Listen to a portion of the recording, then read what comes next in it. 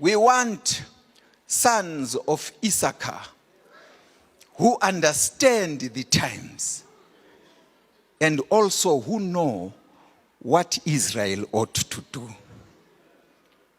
You have pastors nowadays, January 1 to December 31, not even one evangelistic effort. And they get paid. That's the unfortunate part. The unfortunate part is that they get paid. If I'm saying hard words, forgive me, but these things must be talked about. These things must be talked about. You have a church that never conducts evangelism, and yet it's a church. What did the master say when he left this planet?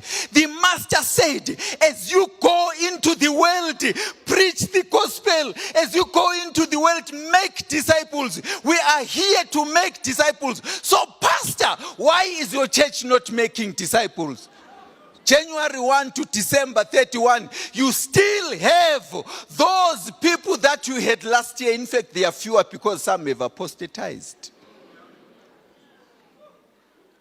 We need pastors. We need a breed of pastors who understand the times. These are not the times for us to be playing games, my brothers and sisters. These are times where we need men and women who know what Israel ought to be doing when times are bad like this. Never has been a time in the history of this church where it was official and legal for men to marry a man. Never has been a time in the history of this planet where they talked about the rising levels of the sea, where they worried about the melting of ice there out in the Antarctic, up north there. Never was a time when they worried about global warming. Never was a time when they worried about the erosion of the ozone layer. Never was a time when they worried that North Korea is making too much nuclear bombs. Never was a time when this planet was in such problems. And then we have pastors here who come with strange fire. We want pastors who will bring the fire of heaven in the pulpit so that people will be saved and go into the kingdom.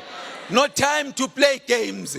We want the man in the water who is prepared to sacrifice his life. We want pastors who are prepared to sacrifice their lives for the salvation of people. There are drunkards out there. We live in the heart of crime. Talk about human trafficking.